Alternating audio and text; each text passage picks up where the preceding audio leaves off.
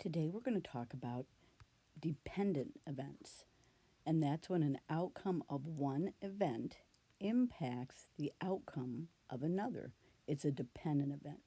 And if you recall, yesterday we talked about independent events, and that's where one event does not affect the outcome, but dependent events do. So the outcome of one event impacts the outcome of another event. So we're going to read each situation below and determine if it's independent or dependent. Independent, the first thing does not affect the second event. So we're flipping two coins, resulting in one landing on heads and the other landing on tails. Well, if we're flipping two coins, one coin would really not affect the outcome of the other coin. So this is independent.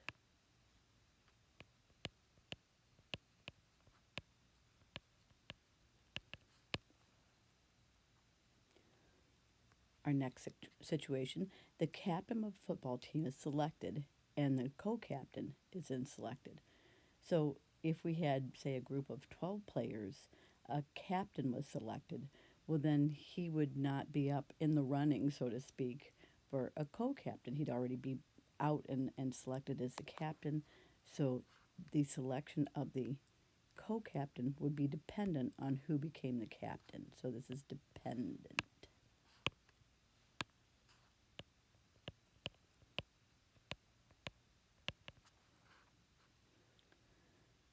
The third situation says you draw a joker from a deck of cards and then you draw an ace. Well, if you shuffle a deck of cards and then you pick a card, no matter whether it's a joker or any other card, and then pick another card, well, the first card, in this case the joker, is no longer part of the deck, and then you draw an ace, so that would be dependent. Unless you put the card back, your next draw is dependent on what you did the first time. The fourth situation says you draw a queen from a deck of cards, and replace it, then draw a 10. If you see the word replace it, that's a key indication for independent. If you're replacing it, then you're starting fresh, and the deck is exactly the same the first time as it was the second time. So this is an independent, or these two events are independent of each other. And in our last situation, a coin is flipped and a number cube is rolled. Well, if I flipped a coin, it would have no bearing or no impact on me rolling the number cube. They're two separate events, so these would be independent of each other.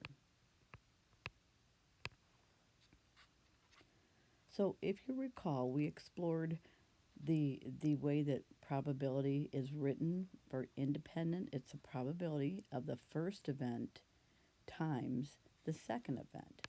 So let's just remind ourselves that A is talking about the first event, and then B is talking about the second event. And generally speaking, when we see the words replaced, that is a good indication that we're starting fresh. So the first event does not affect the second. So we would find the probability of the first event, and we would multiply it times the probability of the second event. So dependent probability looks very similar. The probability of the first event and the second event we're also going to multiply. So this is the first event and this is the second event.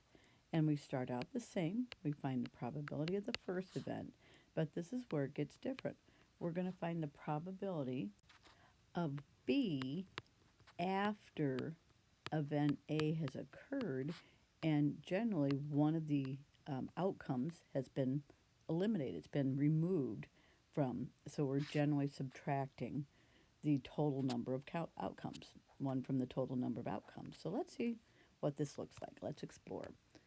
So we're going to use our understanding of independent and dependent events to answer the questions. So Neil goes to the pet shop and selects a treat for his dog. He chooses one and then he chooses another. what is the probability that Neil will select a bone and then a ball?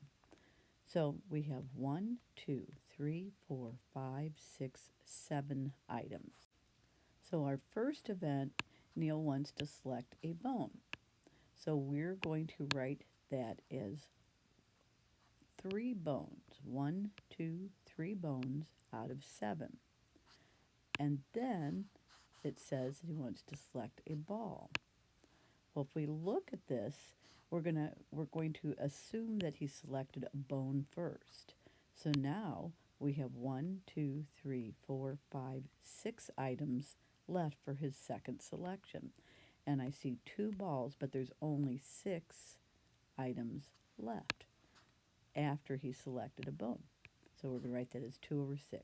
So this is a situation we could cross cancel. We could also reduce 2 over 6. But since a few of you were a little bit confused about that yesterday, let's just go ahead and multiply 3 times 2, and we're going to reduce afterwards, and then 7 times 6, and that is 6 out of 42.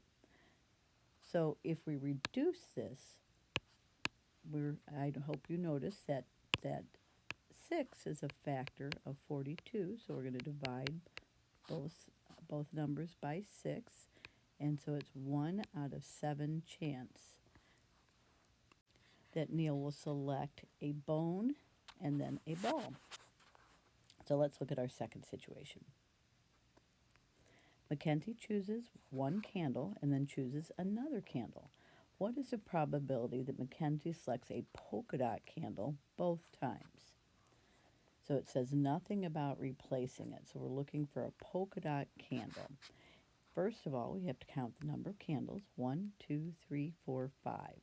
So the total number of outcomes is 5. I see 2 polka dot candles. We're going to write her probability. The first selection is 2 out of 5. Now remember, it didn't say anything about replacing it, so we have to assume that one of these polka dot candles is no longer available. So now there's just 4 candles available, and there's 1 polka dot candle left. So we're going to write that as 1 out of 4. Yesterday we talked about cross-canceling, so this one I am going to cross-cancel. I can see that 2 is a factor of 4, so I can reduce. I can divide 2 by 2 to get 1, and I can divide 4 by 2 to get 2. So reduce this time before multiplying.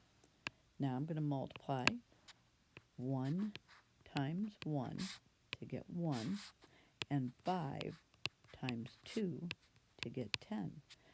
So the probability of her selecting a polka dot candle and then another polka dot candle is 1 out of 10. So let's go ahead and start this activity, and then I'll have you do the final 2 questions independently. It says read each situation carefully and determine if the events are independent or dependent, and find the probability of the events occurring. Here's the situation. Mrs. Moore is doing laundry and has various pieces of clothing in her laundry basket. So we need to count the items in her laundry basket. So there's 1, 2, 3, 4, 5, 6, 7, 8, 9, 10, 11, 12, 13, 14, 15, 16 items in her laundry basket. Our first situation says, what is the probability of selecting a top and then selecting a bottom? So I'm picturing laundry in a laundry basket, and she selects a top first. I see just 1 top.